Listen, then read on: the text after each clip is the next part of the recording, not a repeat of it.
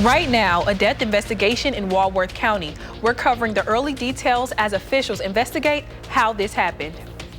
And some of us are headed into the single digits tonight. What does Monday have in store for us and the final week of February as well? Details in the full forecast. And an armed man shot after driving into President Trump's Mar-a-Lago estate. Secret Service is sharing what they found at the scene. That's all coming up tonight at 10. Good evening and thanks for joining us tonight. My name is Tanasia Shaw. I am filling in for Jalen Banks. We start with a death investigation in Walworth County Saturday night. Walworth Sheriff's Department arrested one person connected to this case. This happened in Elkhorn, where authorities responded to a disturbance call near Pine Bluff in Balsam Drive. There, first responders say a fight left two men injured. Officials later found a 62-year-old woman dead in a home. Right now, we do not know how the victim died or the name of the suspect. The Sheriff's Department says this is an isolated incident. And now we're going to get a look at our certified most accurate forecast with meteorologist Blaze Keller. Blaze, we might see another wintry mix tomorrow. And that's right, mainly Monday night. So through most of the day on Monday, we should be quiet. But yes, we are eyeing another mix to move in starting later Monday and continue into Tuesday. Now, we did have a few flurries out there this afternoon. Those have since wrapped up, pretty much hugging 41 there from about Fond du Lac back east into more of Lake Michigan. So what are we expecting for the rest of this evening? Well, as I mentioned, single digits to the low teens before climbing into the 20s on Monday. We will see plenty of sunshine. We'll be cooler than where we are supposed to be for this time of year.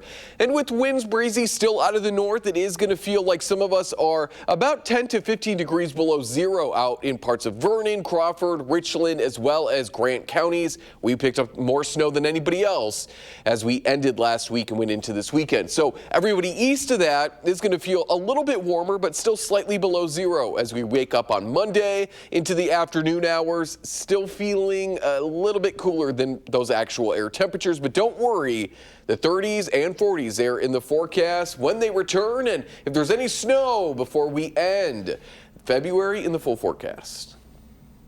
All right, Blaze, thank you. Tomorrow, construction will resume on two streets in Madison's downtown. East Main and South Hancock Street will close at 7 in the morning to allow the replacement of underground infrastructure.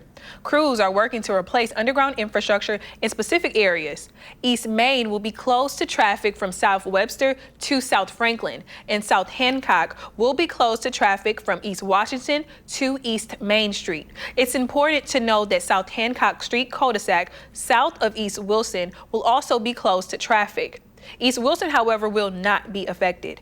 We don't know an end date for this phase of construction, but the entire East Main and South Hancock Street project is set to be complete by June 25th. And this morning, an armed man with a shotgun was shot and killed in Mar-a-Lago. Officials say he was trying to enter President Donald Trump's Florida estate. CBS News' Kristen Benavidez has the details. U.S. Secret Service agents said Sunday that an armed man was shot and killed after entering the secure perimeter of Mar-a-Lago, President Trump's Florida estate. According to sources, the man has since been identified as 21-year-old Austin Tucker Martin of North Carolina. It was around 1:30 Sunday morning when authorities say the gunman, armed with a shotgun and gas canister, made his way just inside the inner perimeter of the state. The president was in Washington and not at his Florida home at the time. A deputy and two Secret Service agents on the detail went to that area to investigate. They confronted a white male that was carrying a gas can and a shotgun. Palm Beach County Sheriff Rick Bradshaw says he pointed the weapon directly at officers. Only words that we said to him was drop the items, which means the gas can and the shotgun. He put the gas can down and pointed the shotgun at officers. The man was shot and killed by responding officers. The FBI is taking the lead on the ongoing investigation into the shooting. Christian Benavides, CBS News.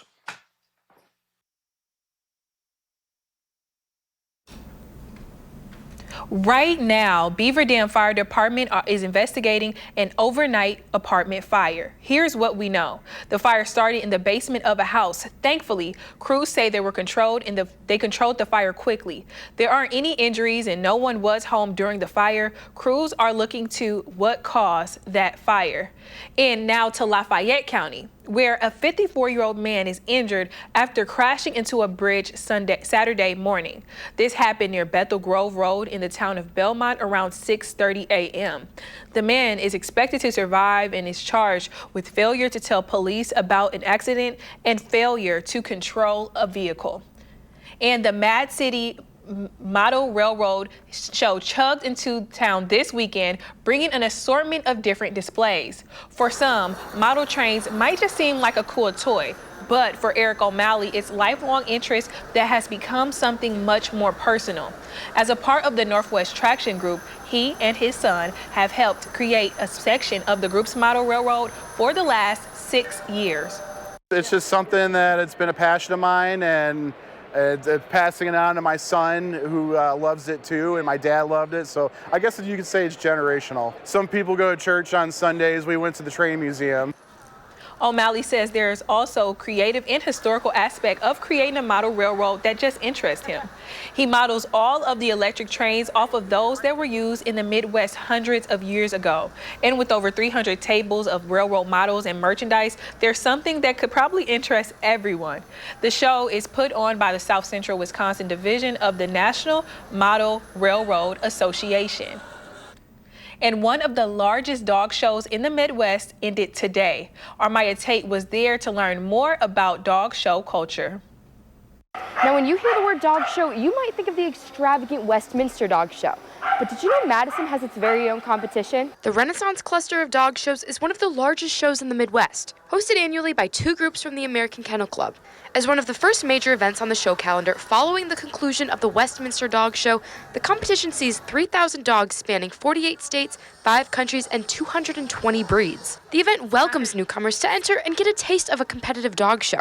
Doug Belter, a dog handler, says that with this job, it's usually a 14 to 16-hour day. You have to be really dedicated to want to do it. It's not necessarily just the grooming and the showing.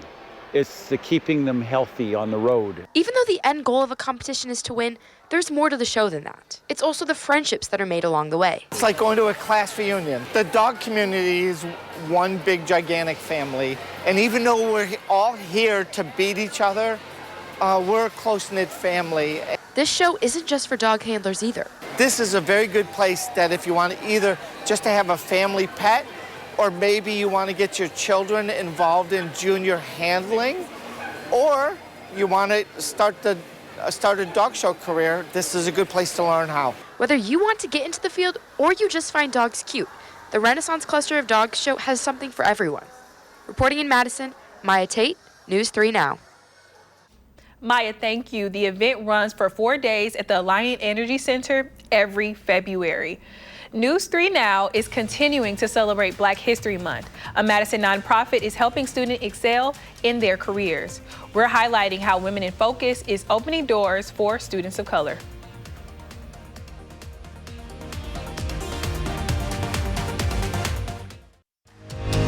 You're watching News 3 Now at 10. Moving forward.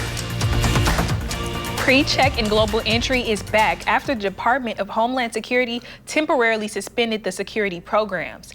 DHS said the programs would be suspended this morning because of the partial government shutdown.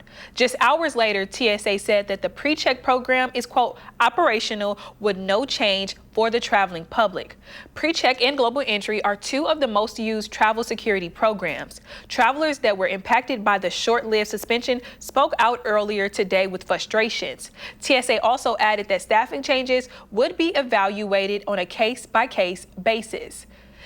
A snowstorm is disrupting airports across the northeast with more than 7,000 flights already canceled through Monday, and those numbers are expected to get worse. CBS News' Jason Allen has more from Boston Logan Airport.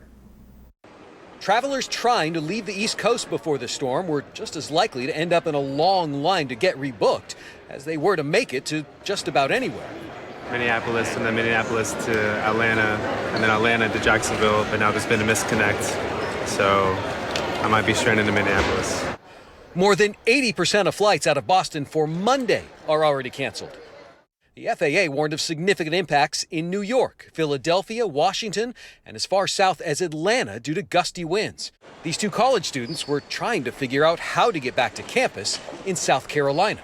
So you've already been through a canceled flight. Yeah. A standby flight that you're not going to get on. Yeah. A flight for tomorrow you don't think will happen. Yeah.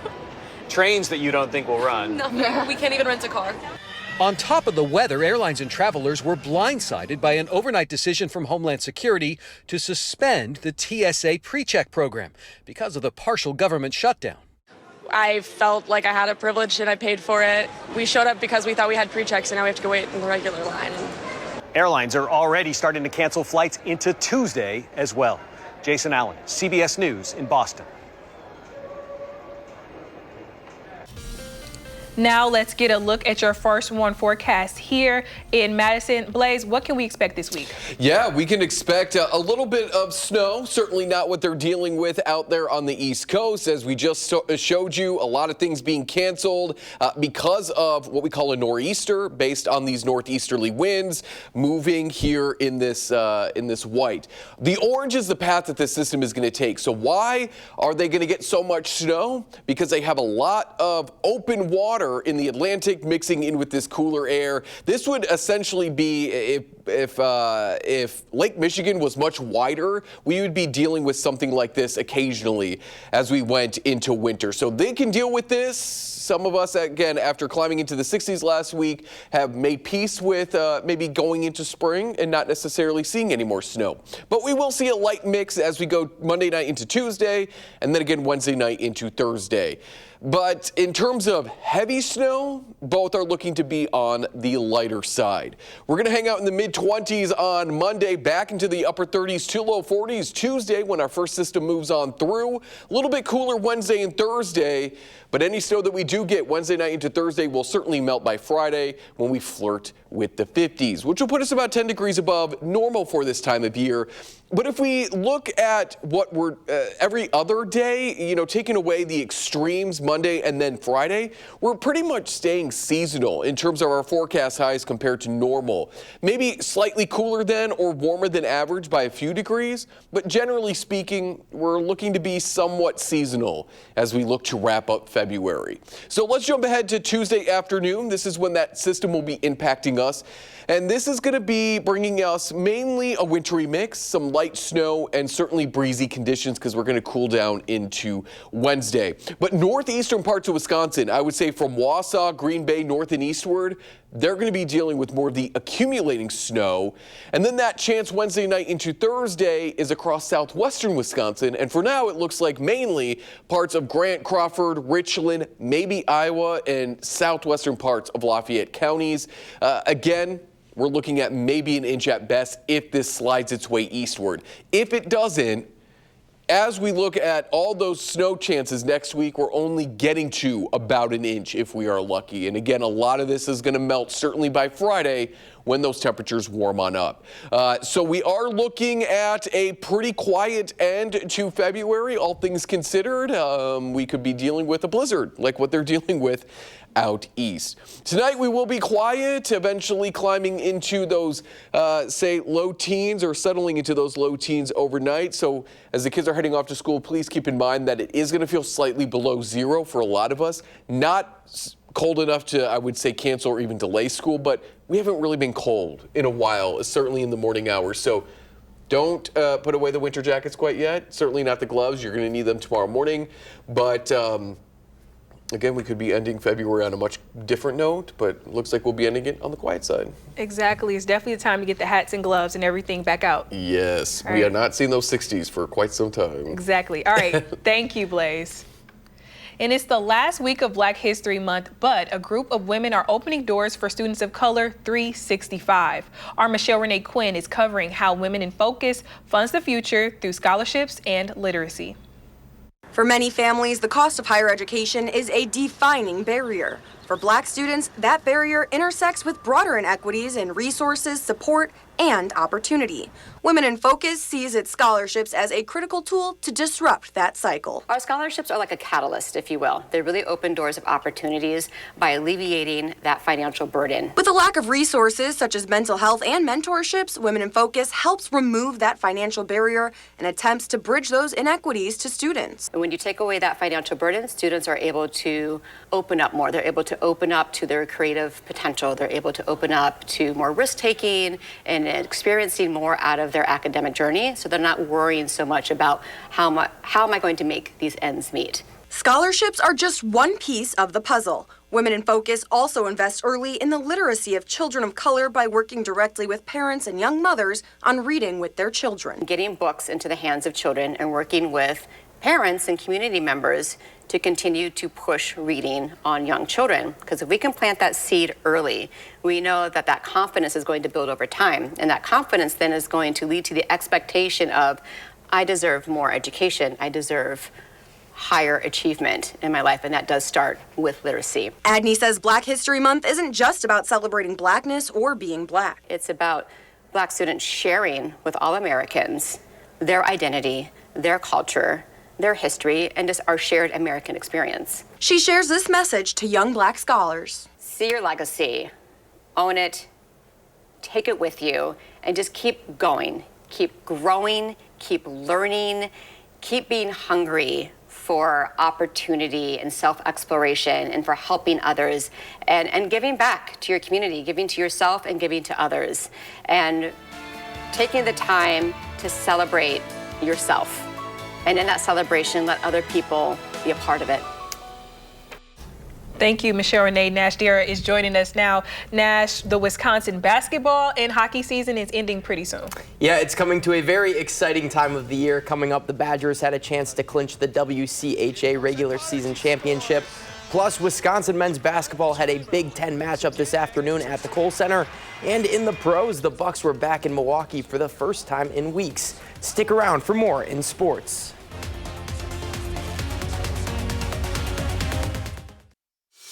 And now, News 3 Now Sports, brought to you by TDS. We are just a couple of weeks away from tournament season for men's college basketball. The 24th ranked Badgers, still in their long stretch of Big Ten play, had a big-time matchup this afternoon against the Iowa Hawkeyes. Bucky, who is still trying to work out some late-season inconsistencies, had a good test at home today. Wisconsin, starting off a little slow, was able to find a big basket here from behind the arc from the Aussie, Austin Rapp. Now to the Badgers' next possession just a few seconds later. Why not give it another try? Rapp pulling up from deep, finds the net again. The big man would finish with 14 points, shooting 4 for 5 from 3. At the end of one, Wisconsin would trail 41-40. The second half, however, would be all Bucky. Nick Boyd stays red hot. Watch this drive through the lane and the finish. Number 2 would have 27 points on the day. The Badgers take care of business against the Hawkeyes, taking this one 84-71. Earlier this morning was the final regular season game for the #1 ranked Wisconsin women's hockey team. With a win today, the Badgers would clinch the WCHA regular season championship, tying Minnesota with the most all-time at 11. The hockey season is reaching its most exciting time of the year, but before that, Bucky would look to end the season on a 5-game winning streak. The Badgers, who scored 9 goals yesterday, look to keep the floodgates open today against the Huskies. Early on, Wisconsin on the power play, one of the most dangerous units in all of women's hockey, and they show why right away. Lacey Eden with a perfect pass through some traffic sets up Lainey Potter, who one-times it into the back of the net and lights the lamp. We head now to early in the second. Maggie Scannell dumping the puck in deep and chases right for it. She beats the defense, moves the puck to the high slot where it finds the stick of Mackenzie Jones, who has a perfect shot, getting her first goal of the season. The Badgers up 2-0. Fast forward to the third. Bucky's still up 2, but it looks a bit different. Watch this all-out effort play from Cassie Hall, who weaves through 2 defenders, gets to the front of the net, and finds a gap in the goalie's pads to add some insurance to the Badgers' lead. Wisconsin ends the regular season with a 4-2 win over St. Cloud State, clinching back-to-back WCHA regular season championships. The top-seeded Badgers will host Bemidji State in the first round of the WCHA final face-off. It's been quite some time since the Buck fans have been able to head out to Pfizer Forum to watch some basketball, but for the first time since February 6th, the Deer were back out in the court in Milwaukee. The Raptors were in town trying to cool down the Bucks, who have won 6 of their past 7. Still without superstar Giannis Antetokounmpo in the dwindling seconds, though, however, of this first quarter. Watch this sequence of events. Kevin Porter Jr. putting the defender on skates and getting the step back 3 to fall. He would finish with 21 points. However, Toronto looking to respond, and that is exactly what they do, matching the bucket as the clock expires. We break now from the first half. The Bucks now trailing after getting outscored by 14 in the second. Here, though, Kyle Kuzma on the fast break is able to get an easy bucket. But for Milwaukee, there would not be a whole lot to want to take away from today, as the Raptors win by 28, winning 122-94. Let's take a trip now out of the cold and head to Los Angeles, where Wisconsin women's basketball also looks to escape the cold. They have lost 7 straight here in the second. The Badgers already playing a little bit of catch-up, but a deep 3 from Lily Cron connects. Number 4 would have 13 points on the night. We go to the third. Bucky trying to find something late in this one. Here is Gift Uchenna with some good footwork, able to find it too and drop it in the basket. She would finish with Wisconsin's high 5 rebounds, but the Badgers, they would never hold a lead in this one, losing 80-60 on the road. Their final regular season game is next Sunday against Iowa. We will be right back with a final check of your forecast in a few minutes.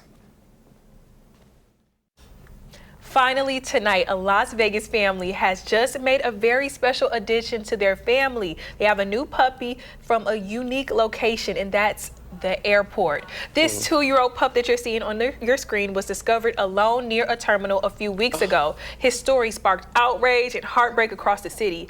Retriever Rescue of Las Vegas stepped in quickly to provide care for the puppy, and within days, thousands of applications poured in, but there was one familiar name within them that had rescuers taking a pause. A Las Vegas Metro Police officer who responded to the scene the day the dog was found and made sure he got help. All lined up. He's a huge hero. I think his family couldn't deserve this more if they tried. They really just couldn't. Now, if you are wondering what the name of this puppy is, the puppy name is JetBlue. He gave the name when he was first abandoned, and multiple employees at the JetBlue ticket counter stepped in to help. This is such the cutest story. I saw this online, and I'm like, I don't know why, but that name kind of works. Like JetBlue, It like, does. Come here, JetBlue. I love when people name animals just like toast or like spaghetti. Yeah, it's like marshmallow. Or like a human name. Yeah, human name and animals, it gets Like me. a Bartholomew. Exactly. I would love it. I love it, and I love that story. We are looking at sunnier conditions tomorrow, so if you're going to be taking your dogs out for a walk, just know it's going to be a chilly start. Wind chill sticking with us throughout the day. Winds will be out of the northwest, but temperatures will be in the low to mid-20s. Upper 30s with a rain-snow mix on Tuesday. A little bit cooler Wednesday, Thursday with another chance for some light snow, this time across mainly extreme southwestern Wisconsin Wednesday night into Thursday, before the 40s to wrap up the last full work week of February. All right, everyone. Have a very nice night. We'll be right back at 4:30 in the morning with our next newscast.